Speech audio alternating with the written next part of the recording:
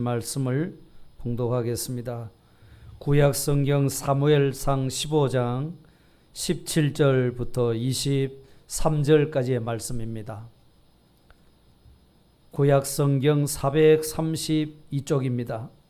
432쪽 사무엘상 15장 17절부터 23절까지 말씀입니다.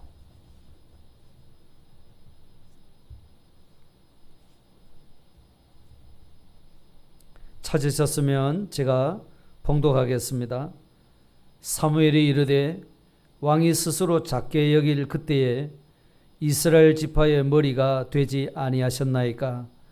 여호와께서 왕에게 기름을 부어 이스라엘 왕을 삼으시고 또 여호와께서 왕을 길로 보내시며 이르시기를 가서 죄인 아말렉 사람을 진멸하되 다 없어지기까지 치라 하셨거늘 어찌하여 왕이 여호와의 목소리를 청종하지 아니하고 탈취하기에만 급하여 여호와께서 악하게 여기시는 일을 행하였나이까? 사울이 사무엘에게 이르되 나는 실로 여호와의 목소리를 청종하여 여호와께서 보내신 길로 가서 아말렉 왕 아각을 끌어왔고 아말렉 사람들을 진멸하였으나 다만 백성이 그 마땅히 멸할 것 중에서 가장 좋은 것으로 길갈에서 당신의 하나님 여호와께 제사하려고 양과 소를 끌어왔나이다 하는지라. 사무엘이 이르되 여호와께서 번제와 다른 제사를 그의 목소리를 청종하는 것을 좋아하심같이 좋아하시겠나이까? 순종이 제사보다 낫고 듣는 것이 순양의 기름보다 나으니 이는 거역하는 것은 점치는 죄와 같고 완고한 것은 사신 우상에게 절하는 죄와 같음이라. 왕이 여호와의 말씀을 버렸으므로 여호와께서도 왕을 버려 왕이 되지 못하게 하셨나이다 하니. 아멘.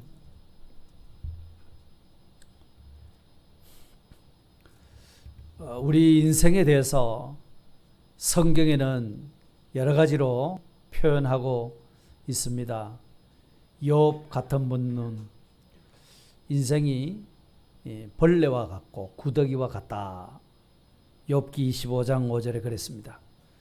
이사야 선지자나 또는 베드로는 인생이 풀과 같고 그 모든 영광은 풀의 꽃과 같다. 그런 말씀을 했습니다.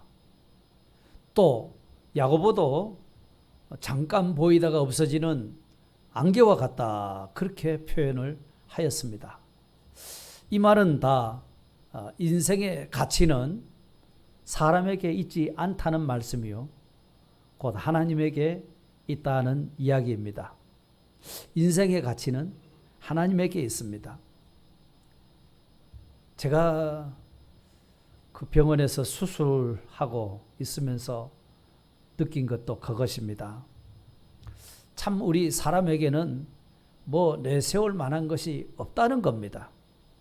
솔로몬 왕도 부귀와 영화를 한 몸에 다 누리고 살았지만 그가 고백하기를 사람이 해 아래서 수고한 모든 수고가 자기에게 무엇이 유익한고 그렇게 말씀을 했습니다. 아무리 사람이 지혜 있고 똑똑하고 능력이 있다고 해도 하나님 없는 인생의 가치란 것은 그거는 벌레와 같은 것입니다. 무익한 존재입니다. 예. 그렇기 때문에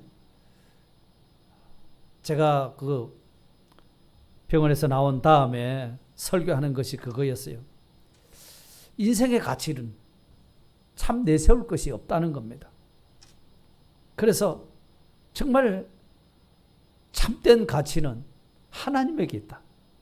우리 사람의 가치는 하나님에게 있다. 그래서 이제부터라도 참되게 가치 있는 그런 생을 살아야겠다 하는 겁니다. 인간의 최고의 가치 있는 삶이라는 것은 하나님과 동행하는 것입니다. 인간의 삶이 하나님이 기뻐하시는 거라야 된다는 겁니다. 그것을 우리 조상 에녹을 통해서 노아를 통해서 수많은 우리 믿음의 조상들과 선지자를 통해서 그것을 다 우리에게 가르쳐 주셨어요. 그리고 그것을 성경에다 기록해서 우리가 길이 읽고 듣고 배우고 하면서 깨달으라는 것입니다. 그렇기 때문에 인생의 가치는 오직 하나님 한 분에게 있는 겁니다. 그러니 사람의 제일 되는 목적도 바로 하나님을 어떻게 하면 기쁘시게 하는 건가? 어떻게 하면 하나님을 영화롭게 하는 것인가? 그거였어요. 자, 그렇다면 과연 어떻게 하면 인간이 하나님을 기쁘시게 해 드릴 수가 있는가? 한 번밖에 없는 짤막한 인생을 사는 우리가 자기 지혜를 따라서 자기의 욕망을 따라 살 것이 아니라 어떻게 하면은 우리 하나님을 기쁘시게 하는 삶을 살 수 있을까? 이것을 자세히 주의하여 살피지 않을 수가 없는 겁니다. 바울 사도께서 그것을 우리에게 가르쳐 주셨어요. 그것 없이 그냥 자기 지혜대로 자기의 어떤 계획과 욕망을 따라서 인생을 산 그 사람하고 주의 뜻이 무엇인가 그거를 세밀히 살펴서 매 순간 세월을 아끼며 산 그 사람하고 일생을 살고 나서 차이가 어떻게 될까? 어느 정도의 차이가 있을 것 같습니까, 여러분? 비교 불가입니다. 엄청난 차이죠. 그것을 오늘 본문 가운데서 보여주고 있는 말씀입니다. 본문의 이스라엘의 초대 왕 사울 왕 잘 아시죠? 이 사울 왕이 보면은 하나님이 기뻐하시고 좋아하시는 것에는 아무 관심이 없어요. 그냥 자기 좋아하는 대로 자기 욕심 채우기에 급급한 사람이었습니다. 그러니까 하나님 앞에 순종이 되겠습니까? 안 되겠지요. 그래서 사무엘 선지자를 보내서 이 사울 왕을 책망합니다. 본문 19절에 어찌하여 왕이 여호와의 목소리를 청종하지 아니하고 탈취하기에만 급하여 여호와께서 악하게 여기시는 일을 행하였나이까? 왕이 선지자한테 책망을 받았고 결국 그는 하나님께로부터 버림을 받고 말았습니다. 여러분, 우리가 신앙생활하는 것이 얼마나 복 있는 일인지 모릅니다. 신앙생활이라고 하는 것이 말이죠, 자기 좋아하는 대로 사는 것이 아닙니다. 하나님 좋아하신 대로 사는 것이 그것이 신앙생활입니다. 그게 믿음입니다. 이렇게 살 때 여기에 기쁨이 있고 만족이 있습니다. 때로는 기적도 있습니다. 아마 경험을 하셨을 것입니다. 그렇지 않고 내 개인적인 어떤 이기심과 욕심 이거 가지고 살아봐야 참 만족이 없습니다. 그러니까 내 어떤 욕망이나 어떤 그런 그 이기심 이런 것을 다 내어버리고 오로지 하나님이 좋아하시는 것이 뭔가 여기에 초점을 맞춰서 살아가는 성도가 믿음이 성숙한 성도인 줄 믿습니다. 이렇게 되기를 축복합니다. 예. 믿음이 성숙한 사람이에요. 오늘 사울 왕이 왜 이렇게 하나님이 좋아하시는 것에는 아무 관심도 없고 그만 자기 욕심 채우기에 급급해서 불순종하는 이런 사람이 되고 말았는가? 그거를 우리가 한번 살펴볼 필요가 있습니다. 왜 그래 됐을까? 그것은 하나님의 은혜를 잊어버리고 교만해졌기 때문입니다. 하나님의 은혜를 잊어버렸다는 겁니다. 그러니까 옛말에 동상이몽이라는 말이 있죠. 같은 침상에 있으면서도 꿈은 다른 꿈 꾼다 이런 말이잖아요. 서로 다른 꿈을 꾸는 거예요. 같이 살고 있으면서도 마음은 서로 다르고 목적도 서로 다르고 뜻하는 바가 서로 다르다는 겁니다. 그러면 두 사람이 합해서 무슨 일을 해낼 수가 있을까요? 그 둘 사이는 결코 오래가지를 못하게 될 겁니다. 마찬가지로 하나님께서 지금 우리에게 오셔서 우리와 늘 함께 하신다고 말씀하십니다. 성경 곳곳에 하나님이 너와 함께 하시리라 이렇게 말씀하신 데가 참 많지요. 예수님께서도 세상 끝날까지 너희와 함께 있을 것이라고 이렇게 말씀하셨습니다. 그런데 문제가 뭐가 문제입니까? 뭐가 문제입니까? 하나님이 나와 함께 하시는데. 문제는 하나님의 뜻과 내가 의도하는 뜻이 다르다는 것입니다. 하나님의 생각하고 내 생각이 다르다는 거예요. 동상이몽의 상태가 지금 되어 있는 거예요. 이것이 문제라는 겁니다. 그러니 하나님이 함께 하신다 하는 것하고 막연하게 하나님 나와 함께 하시네 이거 하고 동행한다는 거하고는 다른 겁니다. 하나님은 내재적으로 우리와 함께 하고 계세요. 그러나 사역적으로 능력적으로는 함께 하실 수도 있고 안 할 수도 있는 거예요. 안 하실 그때가 문제라는 겁니다. 안 하실 그때가 문제래요. 이런 경우가 바로 사울 왕의 경우입니다. 하나님께서 사울을 이스라엘의 초대 왕으로 세우셨습니다. 그를 왕으로 세워주시고 이스라엘로 하여금 사울 왕에게 맡겨서 다스리도록 이렇게 했습니다. 그런데 이 사울이 왕이 되고 나서 처음에는 아주 겸손하게 하나님의 뜻을 찾고 하나님 명령을 따라 이렇게 살았습니다. 그런데 차차차차 하나님의 마음을 살피지 않았습니다. 하나님의 마음과 사울 왕의 마음이 서로 달랐던 것입니다. 처음부터 그랬던 것은 아닙니다. 사울의 초심은 어땠을까요? 17절 보십시오. 오늘 본문 17절. 사무엘이 이르되 왕이 스스로 작게 여길 그때에 이스라엘 지파의 머리가 되지 아니하셨나이까? 이렇게 말씀하셨어요. 스스로 작게 여기는 그것이 사울의 초심이었습니다. 왜요? 하나님의 은혜인 줄 알았기 때문에. 자기가 이스라엘의 왕이 된 것이 하나님의 은혜라는 겁니다.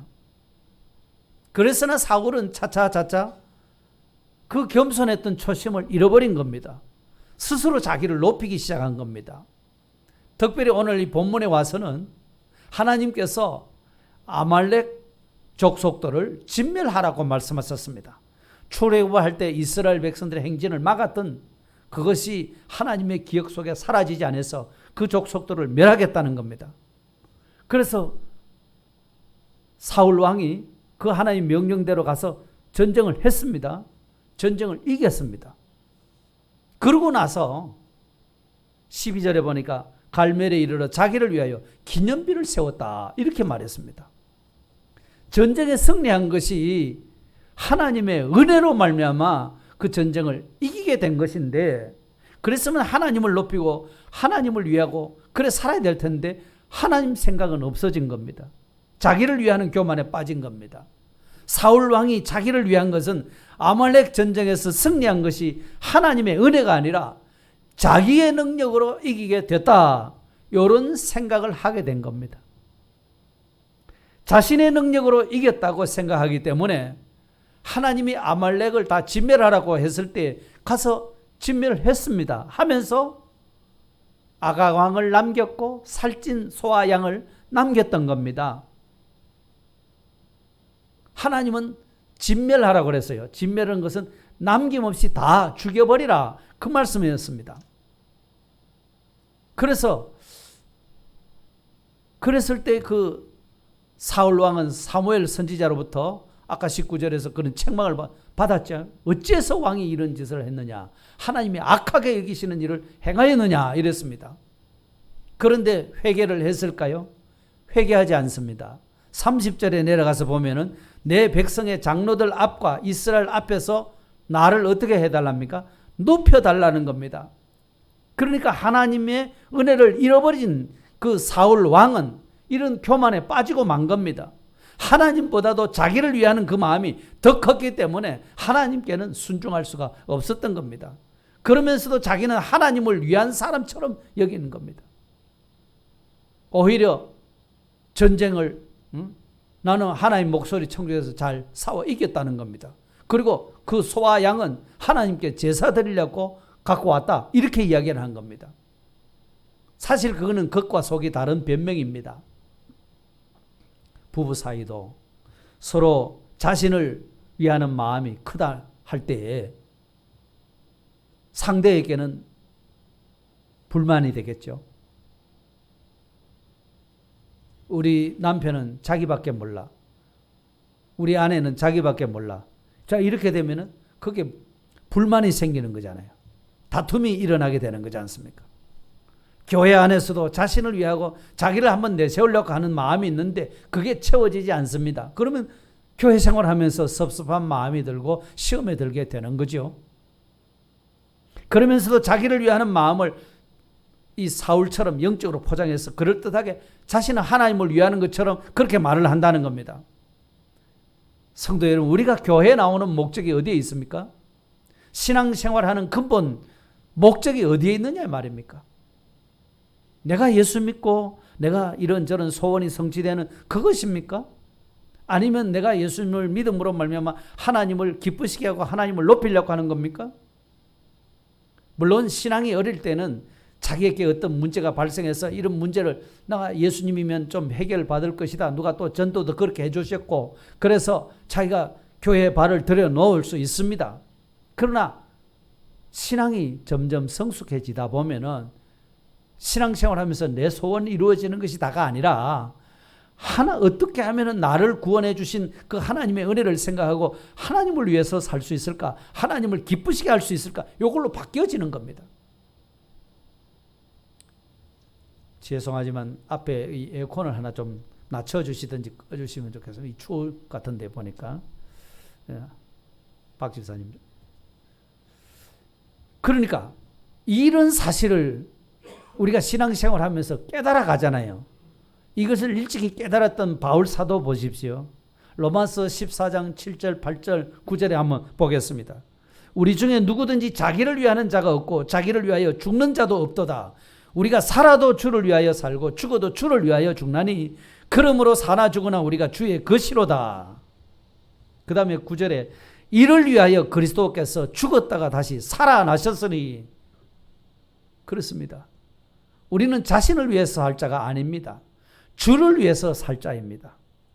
나 한 사람이 주를 위해서 사는 이런 사람으로 만들기 위해서 그리스도께서 십자가에 죽으셨던 겁니다. 거기서 다시 하나님이 일으키신 거죠. 그래 하나님 편에서 보면은 나 하나를 살려내려고 나 하나를 믿음의 사람 만들려고 미천이 어마어마한 미천이 들었습니다.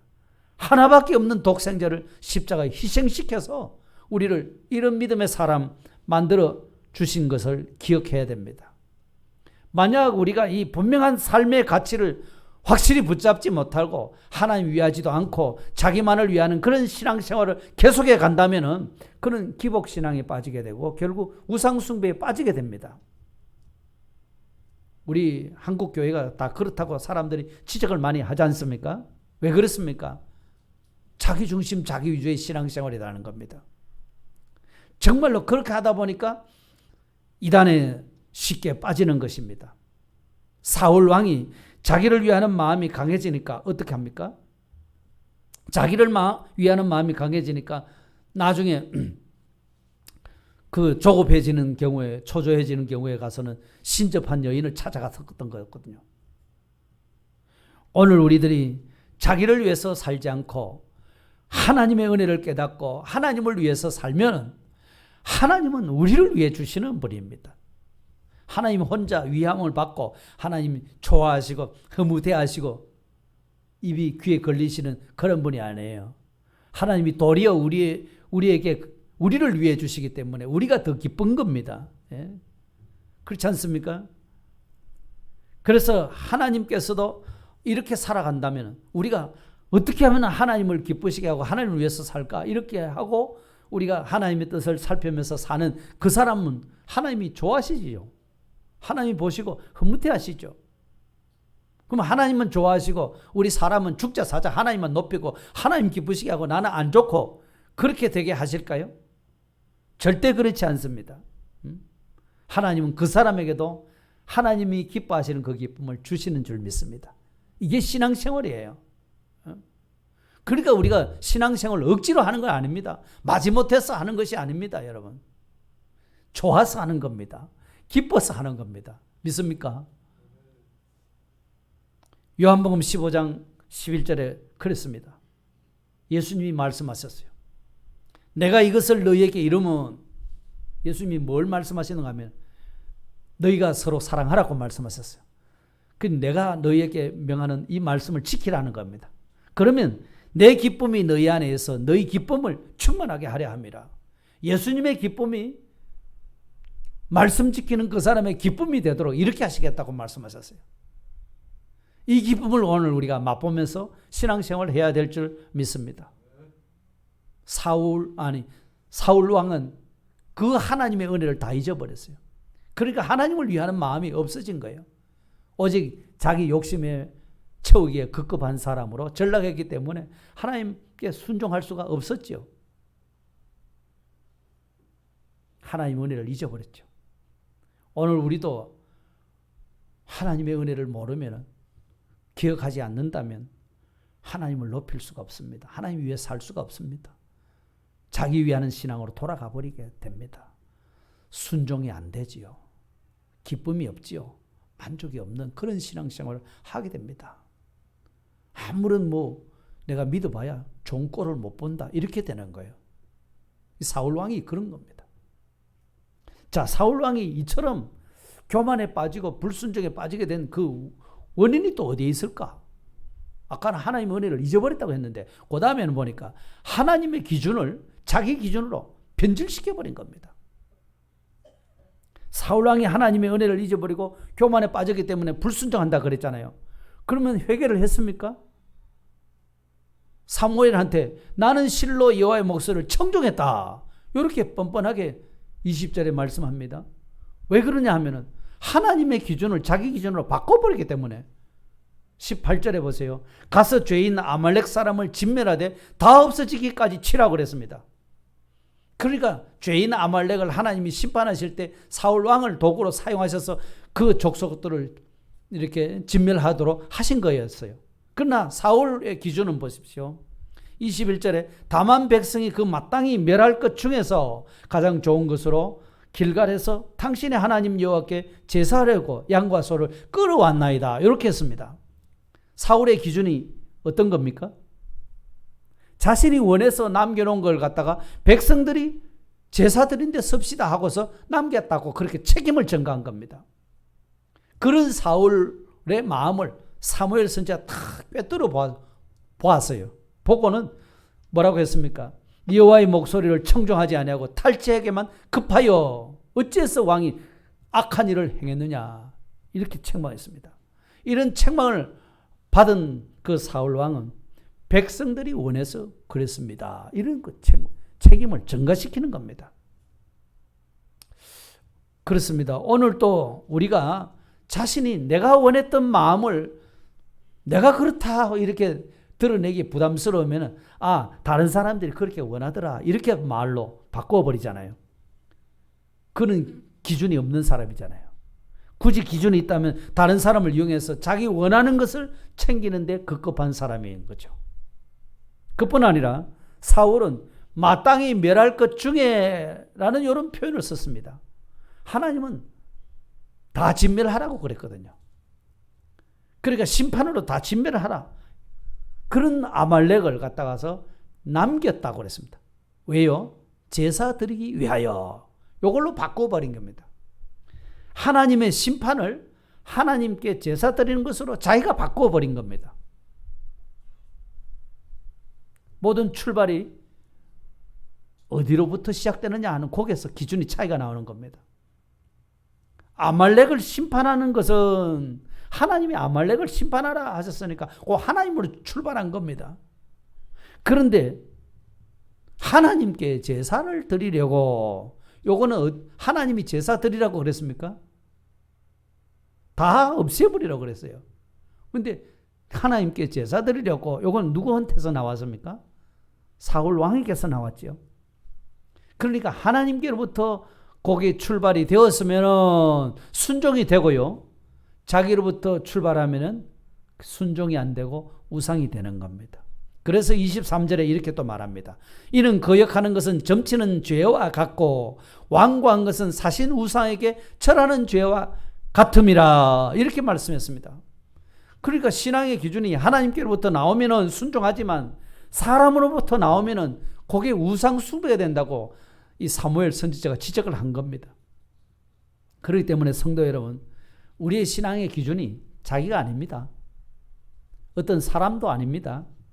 하나님으로부터 나오는 것을 순종해야 합니다. 그게 신앙의 기준입니다. 하나님으로부터 나오는 것. 하나님 말씀도 안 했는데 자기가 그렇게 더 만들어가지고 이거 하나님께 제사 드리려고 겉으로 보면 굉장히 영적인 사람인 것처럼 보여지지요. 그런데 실은 변명으로 그렇게 하는 거잖아요. 자, 그러면 하나님께로부터 나오는 것은 뭐가 하나님께로부터 나오는 것일까요? 하나님께로부터 나오는 것은 오직 하나님의 말씀인 줄 믿습니다. 하나님께로부터 나오는 게 뭐라고요? 말씀입니다. 오늘 본문 23절을 한번 성경에 펴놓으셨으니까 읽어보겠습니다. 이는 22절 23절을 보십시오. 중간에 왕이 여호와의 말씀을 버렸으므로 여호와께서도 왕을 버려 왕이 되지 못하게 하셨나이다. 여호와의 말씀을 버렸다. 하나님의 말씀을 버린 그것이 누구를 버린 것이에요? 하나님을 버린 게 돼서 하나님께서도 왕을 버렸다. 이렇게 말씀하신 겁니다. 11절에 보면 그 위에 올라가서 보면은 내가 사울을 왕으로 세운 것을 후회하노니 하나님이 사울을 왕 세운 것을 후회하셨다고 했습니다. 여러분 하나님도 후회하실까요? 하나님 후회가 없으신 분이죠. 민수기 23장 19절에 보세요. 하나님은 사람이 아니시니 뭘 못하신다고요? 거짓말 안 하시고 인생이 아니시니 뭐가 없다고요? 후회가 없다고 말씀하셨습니다. 이 후회가 없다는 말은 원어의 뜻이 회개하다, 애석하게 여기다 이런 의미입니다. 사울 왕의 반역의 그 행위에 대해서 하나님의 분노, 슬픔 이거를 말하자면 사람의 그 입장에서 그렇게 표현을 하신 겁니다. 그것은 왜요? 그가 돌이켜서 나를 따르지 아니하고 내 명령을 행하지 아니하였다고 그렇게 말씀하십니다. 내 명령을 행하지 아니하였습니다. 그러므로 사울은 하나님으로부터 나오는 말씀을 행하지 아니함으로 말미암아 결국 하나님께서 사울을 왕자리에서 폐위를 시킨 겁니다. 그리고 누구를 세웁니까? 다윗을 왕으로 기름을 붓게 됩니다. 얼마나 참 불행한 일입니까? 오늘 우리들이 하나님으로부터 나오는 그 말씀을 순종할 때 우리는 하나님 앞에 버림받지 않고 끝까지 쓰임받는 주의 종들이 될 줄 믿습니다. 하나님이 함께 하시고 기뻐하시고 좋아하시는 그런 종이 될 줄 믿습니다. 예. 그렇다면 우리들이 하나님 말씀에 순종하기 위해서 알아야 될 것이 있겠죠? 그것이 뭘까? 22절에 보겠습니다. 사무엘이 이르되 여호와께서 번제와 다른 제사를 그의 목소리를 청종하는 것을 좋아하심같이 좋아하시겠나이까? 순종이 제사보다 낫고 듣는 것이 순양의 기름보다 나으니. 자, 여기 22절에서 하나님이 좋아하시는 것이 뭐라고요? 22절 한번 보세요. 여호와께서 번제와 다른 제사를 그의 목소리를 청종하는 것을 좋아하심같이 좋아하시겠나이까? 그럼 하나님 뭘 좋아하신다는 말씀이죠? 하나님의 목소리를 청종하는 것 좋아하신다는 말씀이죠. 무엇보다 더 좋아하시죠? 번제와 다른 제사를 드린 것보다 목소리 청종하는 것을 더 좋아하신다는 말씀입니다. 자, 그렇습니다. 하나님의 말씀에 우리가 하나님께로부터 나오는 말씀을 순종하기 위해서 하나님이 좋아하시는 것이 뭔가 요거를 알아야 되는 겁니다. 이해가 되시죠? 하나님이 뭘 좋아하시는가?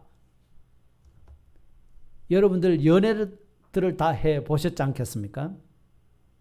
연애를 하는 사람이 서로 상대방의 그 마음을 읽을 수가 있어야 되겠죠. 상대가 뭘 좋아하는가, 그걸 살피는 것이 중요합니다. 음식을 먹으러 가도 어떤 음식을 좋아하는지, 그게 둘이 좋아하는 것이 맞아야, 그래야 식도락의 즐거움을 같이 누릴 수가 있는 겁니다. 그렇지 않아요? 나는 이거 먹고 싶다 하는데 자기는 엉뚱한 거 먹고 싶다, 난 그거 싫은데, 이러면 식도락의 재미가 없는 거예요. 사람이 먹는 즐거움이 얼마나 큰지 모릅니다, 여러분. 못 먹어보십시오. 여행을 가도 이 사람이 바다를 좋아하는지 어디 한적한 산을 좋아하는지 서로를 잘 알아야 여행의 즐거움을 또 함께 누릴 수가 있는 겁니다. 더 나아가서 그런 연애는 행복한 결혼으로 이어지게 되겠죠. 결혼 생활도 마찬가지입니다. 지난 주일에도 바울 사도께서 뭐라고 했습니까? 에베소서 5장 15절에 들었던 말씀이죠. 그런즉 너희가 어떻게 행할지를 어떻게 하라고요? 자세히 주의하여 지혜 없는 자 같이 하지 말고 오직 지혜 있는 자 같이 하여 뭐 하라는 말입니까? 그럼 지혜 있는 자 같이 해서 그 다음 17절에 뭐라고 했죠? 주의 뜻이 무엇인지 분별하도록 이해하도록 하라 이랬습니다. 그렇게 지혜 있는 자가 주의 뜻이 무엇인지를 이해하고 순종하는 사람이라는 거죠. 그러니까 우리가 주님으로부터 나오는 말씀을 순종하기 위해서 주님이 좋아하시는 것이 뭔가, 싫어하시는 것이 뭔가, 이거를 알 수 있다면 싫어하는 것은 안 하고 좋아하시는 걸 하면 되잖아요. 그래야 주의 뜻에 명중해서 순종하게 되는 겁니다. 이거를 주님이 기뻐하신다는 겁니다. 이거요. 그냥 번제와 제사 나는 드렸다? 이것만 좋아하시는 분이 아니라고 했잖아요. 그러니까 우리가 예배 시간에 단연한 것으로 만족하고 그 시간에 하나님이 좋아하시는 것이 뭔지, 하나님이 싫어하는 것이 뭔지 이걸 살펴서 하나님 좋아하시는 걸 딱 붙잡아야 되는데 그거 붙잡지도 못하고 그냥 가버리면은 주의 말씀을 순종할 수가 있을까요? 그게 안 되지 않습니까? 그러니까 순종이 제사보다 낫다. 주의 뜻을 좋아하시는 것을 딱 알아서 그걸 하는 그것이 제사만 드리고 하는 것보다 낫다는 말씀이죠. 세계 역사가들은 인류가 발명한 가장 위대한 것이 뭐냐 할 때 구텐베르크의 금속 활자를 발명한 것이랍니다. 독일 요하네스 구텐베르크가 1450년에 이 금속 활자 인쇄술을 발명해 가지고서 성경을 아주 대량으로 막 찍어낼 수 있도록 그렇게 해서 일대 혁명이 일어났던 것이죠. 그 우리나라는요,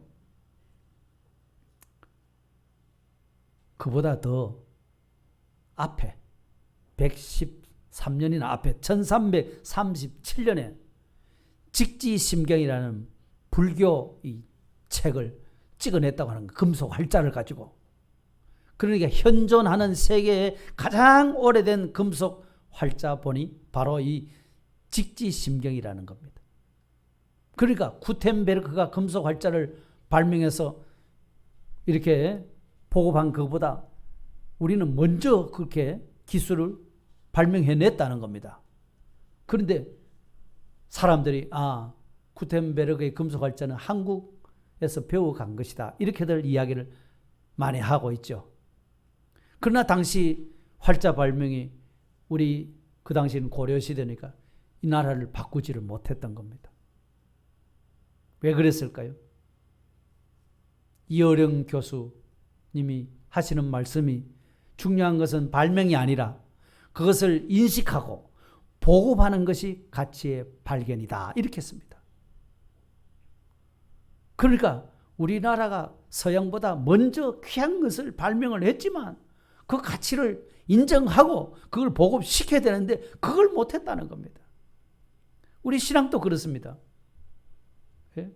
우리들이 하나님의 말씀의 가치를 모르고 그냥 예사로 여겨버리면 비록 교회를 오래 다녔다 할지라도 순종이 될 수가 없다는 겁니다. 결국 하나님의 말씀은 자기한테 죽은 말씀이 되는 겁니다. 하나님 말씀은 살았고 운동력 있는 말씀인데 하필이면 자기한테는 죽은 말씀이 된다는 겁니다. 아무 그 말씀이 영향력을 미치지 못하는 죽은 말씀이 되는 거예요. 그리고 사울 왕처럼 자신은 하나님 말씀을 순종할 수도 없으니까 하나님께로부터 결국은 버림을 받게 되고 마는 겁니다. 그래서 23절 중반에 왕이 여호와의 말씀을 버렸으므로 여호와께서도 왕을 버려 왕이 되지 못하게 하셨다. 이렇게 말씀하셨고 26절에도 같은 말씀을 하셨어요. 성도 여러분, 이 하나님에게 버림받는 것보다 더 큰 불행이 없습니다. 반대로 하나님 앞에 인정받는 것보다 더 큰 복이 없는 것입니다. 여러분, 하나님의 말씀을 버린 것이 하나님을 버린 것이 되는 겁니다. 하나님께로부터 버림을 받는 일이 또 되는 겁니다. 그것이 말씀을 버렸는데 하나님 버린 것이 되고 하나님으로부터 자기가 버림을 받는 것다는 겁니다. 반대로 하나님의 말씀을 귀하게 여기면 하나님을 존귀 여기는 일이 되고 하나님께서 우리도 존귀 여겨 주신다는 사실입니다. 엘리 제사장의 아들들이 제사 드리는 법칙을 다 무시해버리고 제사 드리기 전에 제물 가져오면 먼저 갈고리를 쳐서 가지고서 다 빼내 먹어버리고, 자 이렇게 했을 때에 사무엘 선지자를 통해서 책망을 받았지 않습니까? 하나님이 진노하셨어요. 그리고 하신 말씀이 사무엘상 2장 30절입니다. 나를 존중히 여기는 자를 내가 존중히 여기고 나를 멸시하는 자를 내가 경멸하리라. 이렇게 말씀하셨습니다. 하나님을 존중히 여기면 하나님이 그 사람을 존중히 여기는 겁니다. 그러나 하나님을 경멸히 여기면 하나님이 그 사람을 경멸히 여기시는 겁니다. 우리가 하나님을 어떻게 경멸히 여깁니까? 하나님 말씀을 예사로 여긴다는 겁니다. 하나님 말씀을 짓밟아 버린다는 겁니다. 하나님 말씀을 무시하는 그것이 하나님을 경멸히 여기는 것이라 그 말입니다. 그렇습니다. 우리는 하나님의 말씀이 세상의 어떤 것과 비교될 수 없는 최고의 가치를 가진 말씀이라고 이렇게 인정하는 그것이 바로 하나님을 높여드리는 일인 줄 믿습니다. 그 사람이 하나님께 순종할 수 있는 겁니다. 오늘 우리 모두가 하나님의 말씀의 가치를 인정하고 순종함으로 말미암아 하나님을 기쁘시게 해드리고 하나님이 좋아하시고 하나님이 도리어 우리를 축복하실 수 있는 그런 우리 원동교회 성도님들 다 되시기를 바랍니다. 이제 말씀을 정리하고 마치겠습니다. 사람의 가치는 하나님께 있습니다. 인간에게 있지 않습니다. 아무리 지혜 있고 똑똑하고 자기 계획과 욕망을 따라 살았다 할지라도 그 가지고는 아무것도 아닙니다. 그 사람에게 하나님이 함께 해주셔야 됩니다. 하나님의 지혜로 살아야 되는 겁니다. 그렇기 때문에 신앙생활이라고 하는 것은 내가 좋아하는 대로 사는 것이 아닙니다. 하나님 좋아하신 대로 사는 것이고 내 소원 성취를 이루는 것이 신앙생활이 아니라 하나님의 소원을 성취시켜 드리면 내 소원도 성취가 되는 이게 신앙생활입니다. 그런데 오늘 본문의 사울 왕은 왜 하나님 좋아하시는 것에 관심이 없었고 불순종하게 되었을까? 첫째가 무엇이었습니까? 하나님의 은혜를 잊어버리고 교만에 빠졌다는 겁니다. 초심은 안 그랬죠. 스스로 작게 여기는 겸손의 사람이었습니다. 근데 그걸 차차 살면서 잃어버렸거든요. 그리고 자기를 높였다는 겁니다. 여러분, 우리 속에도 나를 높이려고 하는 원죄의 이 부패성이 우리도 여전히 있습니다. 이런 마음들을 자꾸 십자가에 못 박아버리고 하나님의 은혜를 깨닫고 하나님의 은혜에 감사해서 어떻게 하면 하나님을 위해 살 수 있을까? 어떻게 하면 하나님을 기쁘시게 할 수 있을까? 이런 중심에서 살아가는 사람 되시기를 바랍니다. 그 사람은 틀림없이 순종하게 될 줄 믿습니다. 그 다음에 사울왕이 또 이런 교만에 빠지게 된 원인이 하나님의 기준을 자기 기준으로 변질시켜 버렸잖아요. 하나님이 아말렉을 심판하시려고 사울왕을 들어서 진멸해라 그랬는데 자기는 어떻게 합니까? 가서 진멸하면서도 소와 살찐 짐승들을 남겼잖아요. 왜요? 자기 전리품으로 삼은 거잖아요. 그런데 말하기는 하나님께 제사 드리려고요. 이랬거든요. 하나님이 제사 드리라고 말씀하지를 않은 겁니다. 진멸하라 하는 그것이 하나님의 명령입니다. 그런데 그 명령을 제사 드리려고 하는 것으로 자기 기준으로 바꿔버린 거잖아요. 우리의 신앙은 내 기준이 아닙니다. 사람 기준이 아닙니다. 하나님으로부터 나오는 겁니다. 그 기준을 삼아야 됩니다. 하나님으로부터 나오는 기준이 뭐라고 했습니까? 보여주지 마세요. 하나님으로부터 나오는 것이 뭐라고 했습니까? 오직 말씀해 보세요. 하나님으로부터 나오는 것을 기준으로 삼아야 되는데 하나님으로부터 나오는 게 뭡니까? 하나님이 우리에게 하시는 말씀이잖아요. 말씀. 이 하나님의 말씀의 가치를 세상에 어떤 것보다 더 귀한 것으로 최고임을 인정해야 우리가 하나님의 말씀을 순종할 수가 있는 겁니다. 그리고 하나님이 좋아하시는 것이 뭔가? 예. 쉽게 말해서 하나님 좋아하시는 게 뭔가? 그거를 알 때에 우리가 하나님 목소리를 청정할 수 있는 겁니다. 그 사람한테 하나님은 함께 해주시고요. 그 사람을 기뻐하시고요. 그 사람을 좋아하시고 그 사람을 축복해 주신 줄 믿습니다. 그 사람 역시 하나님이 기뻐하시는 그 기쁨으로 기뻐지는 사람이 됩니다. 이게 신앙생활입니다. 다 같이 기도드리겠습니다. 하나님의 은혜를 잊어버렸던 사울 왕의 불행스러운 면을 우리에게 보여주신 거 정말 감사합니다. 하나님 우리에게도 하나님께로부터 받은 은혜를 잃어버리지 않도록 은혜 주시옵소서. 하나님의 은혜를 잃어버리니까 사울 왕도 초심을 잃어버리고 자기를 높이는 사람이 됐고 하나님 말씀에 불순종하는 사람이 되었습니다. 도리어 하나님의 기준을 자기 기준으로 바꿔버렸으니까 하나님 보시기에 얼마나 안타까우신지 모릅니다. 하나님, 우리의 신앙 기준이 우리 사람에게 있지 않고 나한테 있지 않고 오직 하나님으로부터 나오는 것인 줄 알게 하시고 하나님으로부터 나오는 하나님의 말씀의 가치를 확실히 인정하고 그 어떤 것과도 비교될 수 없는 살리는 말씀이요 축복의 말씀이요 권능의 말씀인 줄 확신하면서 그 하나님이 좋아하시는 걸 찾아서 이제부터 순종할 수 있도록 은혜를 베풀어 주옵소서. 정말 하나님 앞에 기쁨이 되는 성도가 되게 하시고 하나님의 기쁨이 우리 기쁨이 되는 그런 기쁨의 성도들이 되도록 은혜를 더하여 주시옵소서. 예수님 이름으로 감사하오며 기도드리옵나이다. 아멘. 찬송가